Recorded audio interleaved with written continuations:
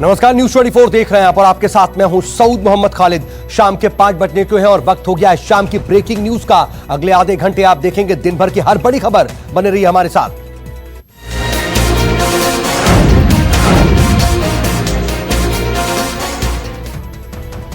और चलिए शाम की ब्रेकिंग न्यूज में खबरों की शुरुआत करते हैं। अनलॉक 3 के लिए एसओपी बनाने की प्रक्रिया शुरू कर दी गई। ये बड़ी खबर। दरअसल 31 जुलाई को अनलॉक 2 खत्म हो रहा है और इसके बाद अनलॉक 3 की प्रक्रिया शुरू होगी। बताया जा रहा है कि अनलॉक 3 में सोशल डिस्टेंसिंग के साथ सिनेमा हॉल खोले जा सकते हैं। सूचना प्रसारण मंत्रालय ने सिनेमा घर को लेकर गृह मंत्रालय को एक प्रस्ताव भेजा है। इसमें सोशल डिस्टेंसिंग के साथ 1 अगस्त से सिनेमा हॉल खोलने की भी बात कही गई है। अनलॉक 3 में सिनेमा हॉल के साथ जिम भी खोले जा सकते हैं। और मेरे सहयोगी राजीव रंजन इस वक्त मेरे साथ जुड़ रहे हैं। जी राजीव, अनलॉक 3 के लिए भी अब एक तरह से तैयारियां अपने जोरों पर।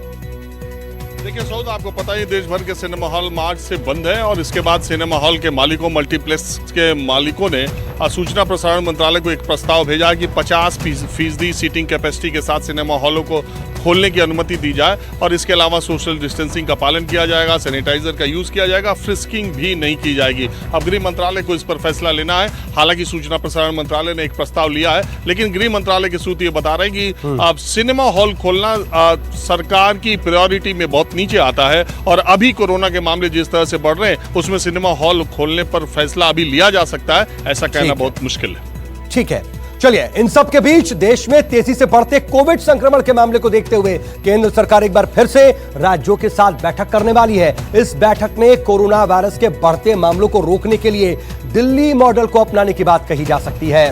बता दें कि इस बैठक की अध्यक्षता केंद्रीय गृह सचिव अजय भल्ला करेंगे। गृह सचिव के साथ मीटिंग में दिल्ली सरकार के मुख्य सचिव विजय देव, नीति आयोग के अधिकारी, एनडीएमए के अधिकारी और प्रभावित राज्यों के अधिकारी वीडियो कॉन्फ्रेंसिंग के जरिए शामिल हो सकते हैं।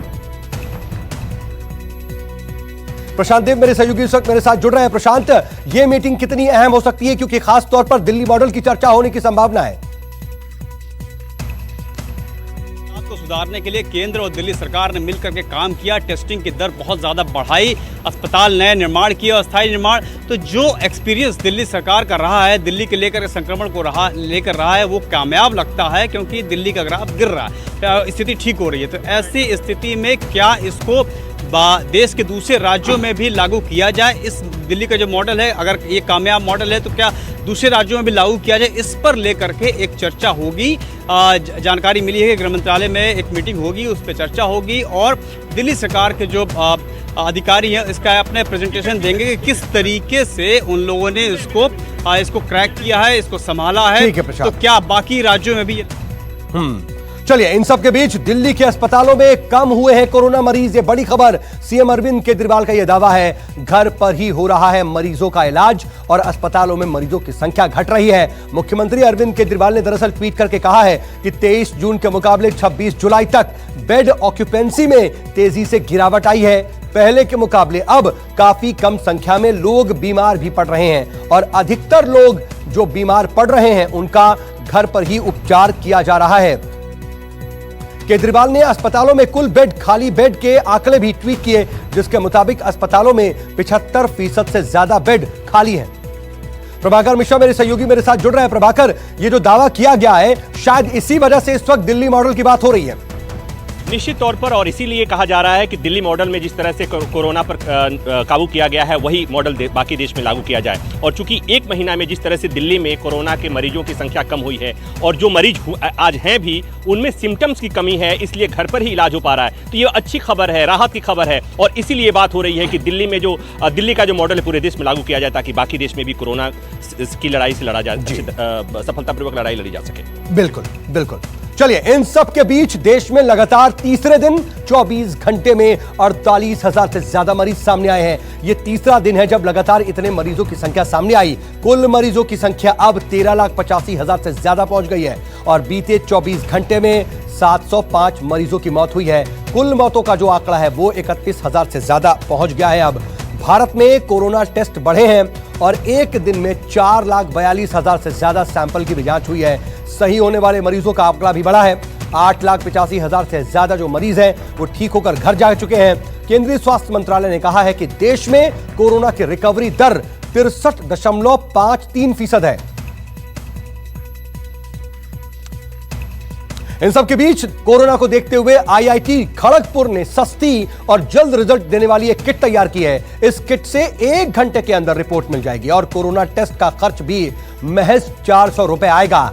बता दें कि कोविरैप नाम की इस किट में टेस्ट का रिजल्ट लोगों के स्मार्टफोन पर 1 घंटे के अंदर मिल जाएगा। फोन में इसका एक खास ऐप होगा जिस पर इसकी रिपोर्ट देखी जा सकेगी। आईआईटी खड़गपुर का दावा है कि इस किट का रिजल्ट आरटी-पीसीआर जितने ही सटीक होंगे। संस्थान ने पेटेंट के लिए आवेदन भी कर दिया है। और इधर सैनिटाइजर का ज्यादा इस्तेमाल खतरनाक हो सकता है, यह बड़ी खबर। दरअसल स्वास्थ्य मंत्रालय ने इसको लेकर के चेतावनी दी है और स्वास्थ्य मंत्रालय ने लोगों को इसको लेकर के बाकायदा सलाह दी है कि हैंड सैनिटाइजर का ज्यादा उपयोग ना करें। सैनिटाइजर का बहुत ज्यादा उपयोग हानिकारक भी हो सकता है। स्वास्थ्य मंत्रालय के मुताबिक जब साबुन और पानी उपलब्ध हो तो सैनिटाइजर से बचना चाहिए और इसकी बजाय साबुन और पानी का इस्तेमाल करना चाहिए। इधर कोरोना काल में सोनू सूद की एक और दरियादिली की बात भी सामने आई है। दरअसल सोनू सूद ने आंध्र प्रदेश के किसान की बेटियों के लिए मदद का हाथ बढ़ाया है। सोशल मीडिया पर गरीब किसान परिवार का एक वीडियो बहुत तेजी से वायरल हो रहा है। इसमें मजबूर किसान अपनी 2 बेटियों से ही खेत जुतवा रहा है। किसान के पास इतने पैसे नहीं है कि बैल किराए पर भी वो ले सके। सोनू सूद ने आगे आकर इस परिवार की मदद करने का ऐलान कर दिया है। सोनू सूद ने कहा है कि कल से बैल खेत जोतेंगे, आप बेटियों को पढ़ाएं। संकेत पाठक मेरे सहयोगी मेरे साथ जुड़ गए। संकेत, सोनू सूद लगातार एक नई मिसाल कायम कर रहे हैं और यहां पर भी वो नई मिसाल पेश करते हुए दिख रहा है। आप बिल्कुल सही कहा आपने, क्योंकि जब से कोरोना काल शुरू हुआ है तब से सोनू सूद कोई भी व्यक्ति सोशल मीडिया पर अगर उनसे मदद मांगता है तो वो सीधे आकर मदद करते हैं। और इस मामले में भी यही हुआ है। जब उनके पास ये वायरल वीडियो पहुंचा, उन्हें टैग किया गया, तब उन्होंने उन 2 बच्चियों की जो पीड़ा है वो देखी। उसके बाद पहले तो उन्होंने ट्वीट कर ये जानकारी दी कि वो 2 बैल उन परिवार को, किसान के परिवार को देंगे। लेकिन बाद में जब उन्हें लगा कि इन बैलों से भी उनकी परेशानी खत्म नहीं होगी तो उन्होंने अब ये साफ किया है कि कल तक उनके पास एक ट्रैक्टर सोनू सूद पहुंचाएंगे। यानी कि अब बैल नहीं बल्कि ट्रैक्टर देकर वो उनकी मदद करेंगे, ताकि जिस तरीके से कोरोना काल में उनका उस किसान का जो परिवार है वो मुश्किल में था, उस मुश्किल से उबारने में कहीं ना कहीं सोनू सूद। इधर प्रधानमंत्री नरेंद्र मोदी ने करगिल विजय दिवस पर देश के सैनिकों की बहादुरी को याद किया। प्रधानमंत्री ने मन की बात कार्यक्रम में कहा कि पाकिस्तान ने बड़े बड़े मंसूबे पालकर करगिल युद्ध का दुस्साहस किया था, पर युद्ध में भारत के सच्चे पराक्रम की जीत हुई। पीएम मोदी ने कहा कि भारत की मित्रता के जवाब में पाकिस्तान ने हमेशा पीठ में छुरा घोंपने की ही कोशिश की, लेकिन भारत ने जो वीरता दिखाई उसे पूरी दुनिया ने देखा।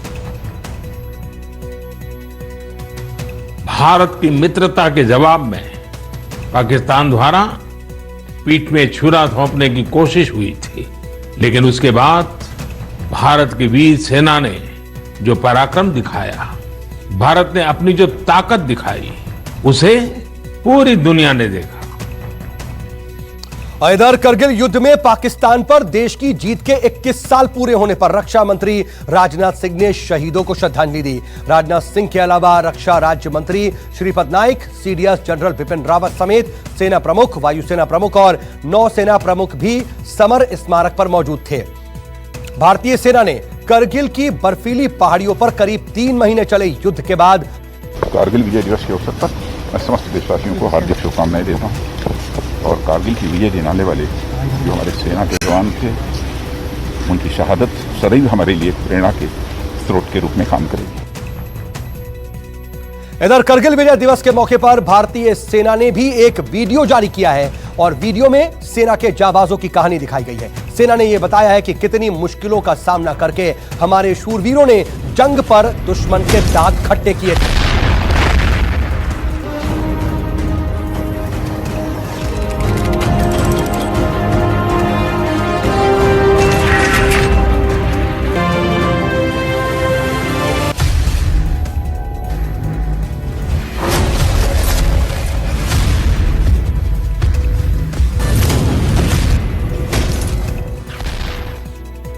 और इधर जम्मू कश्मीर में आतंकियों ने सीआरपीएफ के दल पर हमला किया है। यह बड़ी खबर वहां से, और आतंकी अटैक करके फरार हो गए। आतंकी हमला दक्षिण कश्मीर के शोपियां में हुआ।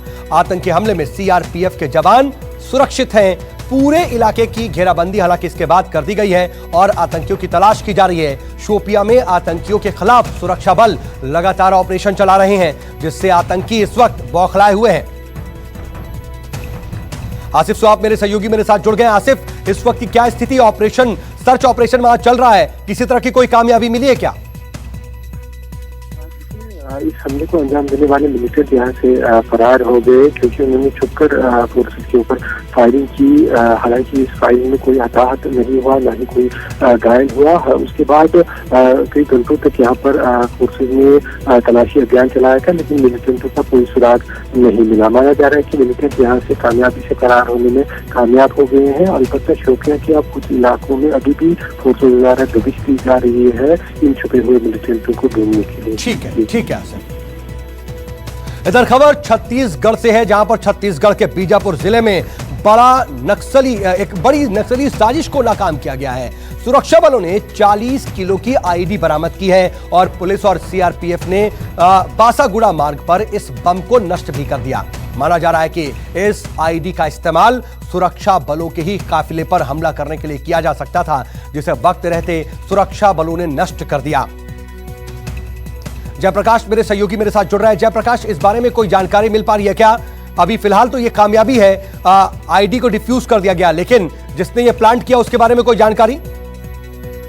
देखिए, बस्तर के इलाके में सीआरपीएफ की टीम जो है रूटीन सर्चिंग पर निकली थी, तभी बीजापुर के आगे बासागुड़ा में 40 किलो का आईडी सीआरपीएफ को बरामद हुआ। हालांकि सीआरपीएफ रोज सुबह और शाम रूटीन सर्चिंग पर निकल रही है, क्योंकि खास तौर पर जो बस्तर का इलाका है वहाँ 28 जुलाई से जो है नक्सलियों ने शहीदी सप्ताह मनाने की शुरुआत करने जा रहे हैं। शहीदी सप्ताह में नक्सली किसी बड़ी घटना को लगातार अंजाम देते हैं, जिसके मद्देनजर सीआरपीएफ को ये जो 40 किलो का आईडी बरामद हुआ है, एक बड़ी सफलता मानी जा रही है सीआरपीएफ को। और निश्चित तौर पे पूरे मामले पर जो है गंभीरता से जांच की जा रही है। डीआरजी की टीम एवं जिला पुलिस बल की टीम भी जो है आसपास सर्चिंग लगातार कर रही है। उनका ये मानना है कि नक्सली किसी बड़ी घटना को आसपास के इलाके में अंजाम देने वाले थे, तो कहीं न कहीं सीआरपीएफ ने जो ये बम स्क्वाड दस्ता है उन्होंने ये आईडी बरामद किया है, उसके बाद उसे डिफ्यूज किया है। तो कहीं न कहीं एक नक्सलियों की बड़ी साजिश को सीआरपीएफ ने नाकाम किया जी। और इधर इन सब के बीच दिल्ली से एक हैरान करने वाला हादसा सामने आया है। यहां पर हैरान करने वाला हादसा हुआ है क्योंकि ड्यूटी पर तैनात ट्रैफिक एसीपी की सड़क हादसे में मौत हो गई। दरअसल टाटा 407 ने उन्हें टक्कर मार दी। एसीपी संकेत कौशिक रजोकरी में पैदल चेकिंग कर रहे थे। रात 9:30 बजे फ्लाईओवर के पास तेज रफ्तार ट्रक ने उन्हें टक्कर मार दी और ट्रक ड्राइवर फरार हो गया। हादसे के बाद एसीपी संकेत कौशिक को एम्स ले जाया गया, पर उन्हें बचाया नहीं जा सका और हादसे के बाद के निशान तस्वीरों में कैद है। विमल कौशिक मेरे साथ मेरे सहयोगी जुड़ रहे हैं। विमल, क्या इस ट्रक ड्राइवर के बारे में कोई जानकारी मिल पा रही है?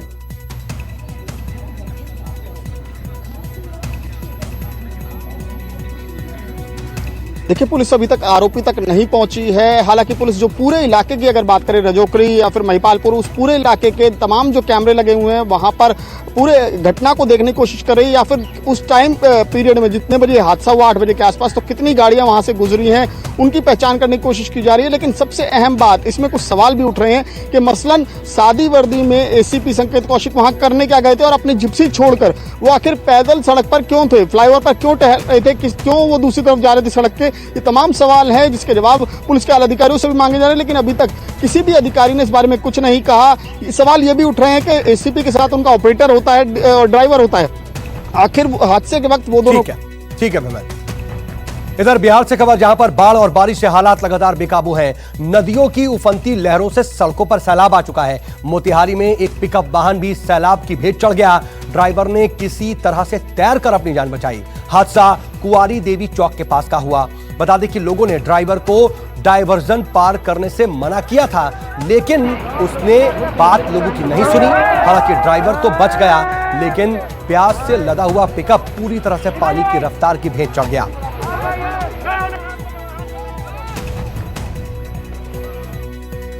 और इधर बिहार के मोतिहारी से ही एक और तस्वीर सामने आई है। पानी की तेज रफ्तार में बह रहे एक युवक को कलेक्टर और एसपी ने अपनी जान जोखिम में डालकर बचाया है। बताया जा रहा है कि चंपारण तटबंध टूटने से संग्रामपुर में कई गांवों में गंडक नदी का पानी घुस गया। अचानक आए बाढ़ के पानी में कई लोग जहां तहां फंस गए। इसी दौरान भवानीपुर गांव में एक युवक पेड़ पकड़कर पानी के बहाव से खुद को बचाने की कोशिश कर रहा था, जिस पर डीएम की नजर पड़ी तो वो नाव लेकर वहां पर पहुंचे और युवक को बाहर निकाला गया। इधर बिहार के गोपालगंज में भी बाढ़ से भारी तबाही मची है और सारण तटबंध टूटने की वजह से जिले के कई इलाकों में बाढ़ का पानी घुस चुका है। गोपालगंज के 14 प्रखंडों में से 7 प्रखंडों में बाढ़ का पानी फैल चुका है। लाखों लोग इससे प्रभावित हुए हैं।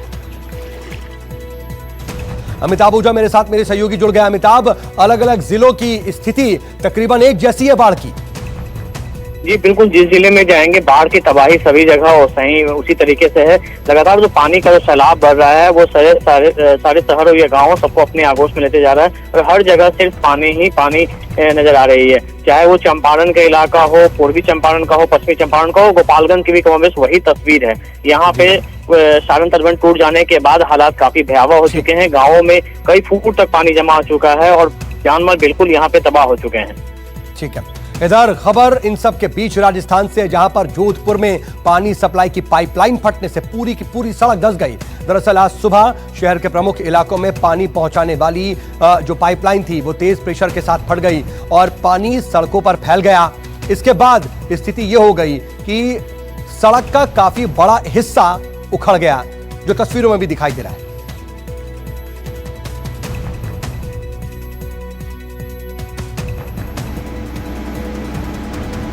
यहां पर पानी की पाइपलाइन फट गई थी और पाइपलाइन फटने के बाद पानी रिस रहा था, लेकिन एक तेज तरीके से एक रफ्तार के साथ पानी की पाइपलाइन फटकर जो सड़क है उसका भी हिस्सा काफी ज्यादा धंस गया।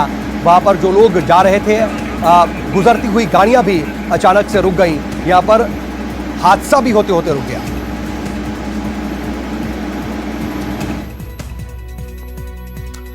और अब सुशांत सिंह राजपूत मामले की, जिसमें पुलिस की जांच लगातार जारी है और इस बीच महाराष्ट्र के गृह मंत्री का बयान सामने आया है। गृह मंत्री के मुताबिक करीब 37 लोगों को उनसे पूछताछ की गई है। कल महेश भट्ट का भी बयान लिया जाएगा, कंगना रनौत का भी बयान लिया जाएगा और जरूरत पड़ी तो करण जौहर को भी बुलाया जाएगा।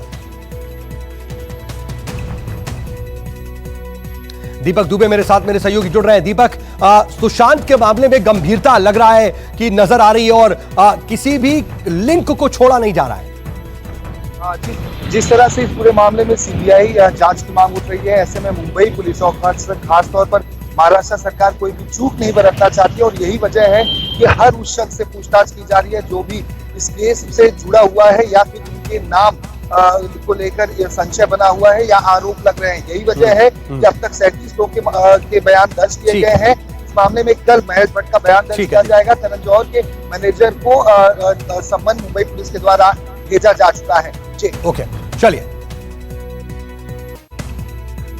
खबर हरियाणा के जींद से, जहां पर झकझोर देने वाली वारदात सामने आई है। एक पिता ने एक एक करके 5 बच्चों को बेरहमी से मार डाला। गांव की पंचायत के सामने 4 मासूम बेटियों और एक बेटे की हत्या का गुनाह उसने खुद कबूल किया। पुलिस ने आरोपी पिता को गिरफ्तार कर लिया है। 5 बच्चों की हत्या के पीछे तंत्र मंत्र के एंगल का जांच इस वक्त फिलहाल पुलिस कर रही है। और इधर जयपुर की सियासी घमासान के बीच एक अलग तस्वीर भी देखने को मिली। कांग्रेस के बागी विधायकों के घर एनएसयूआई के कार्यकर्ता पहुंचे। बागी विधायक वेद प्रकाश सोलंकी के घर पहुंची एनएसयूआई कार्यकर्ता, उनके परिजनों को कार्यकर्ताओं ने फूल देकर समझाया। बागी विधायकों को हर तरह से मनाने की कोशिश की जा रही है।